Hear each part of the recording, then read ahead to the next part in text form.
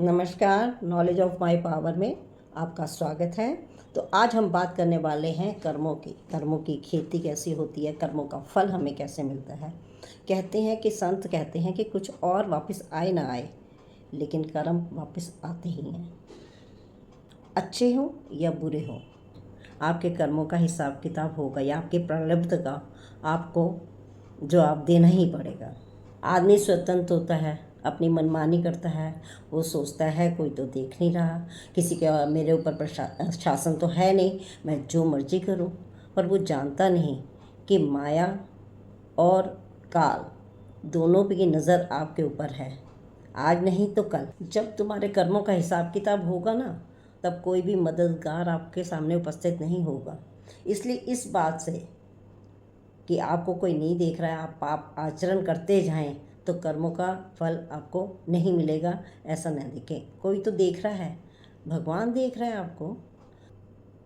देखिए, अब हम सोचते हैं कि भगवान हमको देख रहा है तो वो क्यों नहीं रोकता कि मैं बुरा कर्म कर रहा हूँ तो मेरे को वो पहले बता दे कि इसका तो तेरे को फल बहुत बुरा मिलने वाला है, तो ये कर्म ना कर। अच्छा, चलिए उदाहरण मैं देती हूँ। आप एग्ज़ामिनेशन हॉल में बैठे हैं, एग्ज़ाम दे रहे हैं, तो वहाँ पे एक टीचर होता है जो सबको देख रहा होता है, ठीक है। तो अब आप क्वेश्चनों के आंसर दे रहे हैं, किसी का सही दे रहे हैं, किसी का गलत दे रहे हैं। अब वो देखता है ना, वो सही पे आपको शाबाशी देता है, ना गलत पे आपको बताता है कि आपने ये गलत किया है। वैसे ही भगवान आप सब देख रहा है, आप कैसा आचरण कर रहे हैं, कैसा व्यवहार कर रहे हैं, कैसे कर्म कर रहे हैं। जब फल देने का टाइम आएगा तब आपको फल ज़रूर मिले।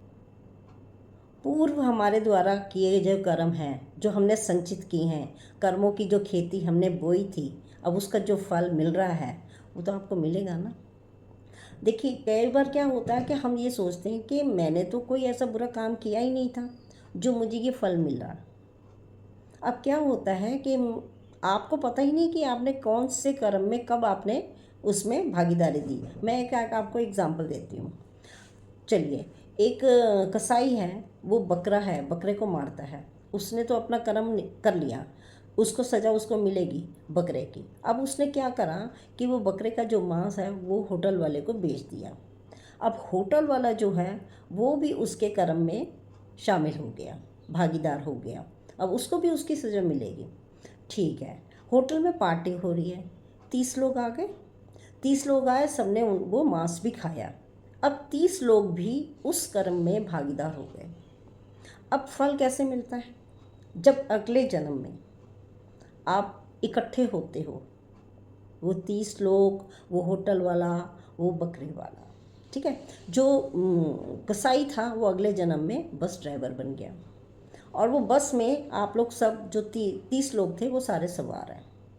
पहाड़ी इलाका है, वहाँ बस जा रही है। अब वो बकरा जो पिछले जन्म में था वो अगले जन्म में कुत्ता बन के या बकरा बन के ही चलो आया, और अचानक उस बस के सामने आ जाता है। अब जो ड्राइवर है, जो कसाई तो पहले था, अब वो ड्राइवर है, वो संभाल नहीं पाता बस को, और बस सीधा गड्ढे में गिर जाती है। अब जब गड्ढे में गिर जाती है, अब 30 लोग हैं, सबके कर्म अलग अलग कई हिसाब के हैं। कुछ ने तो सिर्फ मांस के साथ ही भागीदारी करी, कुछ ने बहुत गलत काम भी किए। उस हिसाब से सारे हिसाब किताब वहाँ पे मिल जाते हैं। कुछ लोगों की मृत्यु हो जाती है, कुछ लोग अपंग हो जाते हैं, और कुछ लोग थोड़ी सी चोट खा के ही बस बच जाते हैं। तो ये होता है कर्मों के हिसाब किताब का। जो आपने खेती बोई है वो अगले जन्म में आपको ये फल काटना। तो शुक्रिया, आपने मेरा ये वीडियो देखा। आपको पसंद आया हो तो लाइक कीजिए, कमेंट कीजिए, शेयर कीजिए, और अभी तक सब्सक्राइब ना किया हो तो सब्सक्राइब कीजिए और बेल आइकन भी दबा दीजिए। ये बिल्कुल फ्री है। Thank you so much.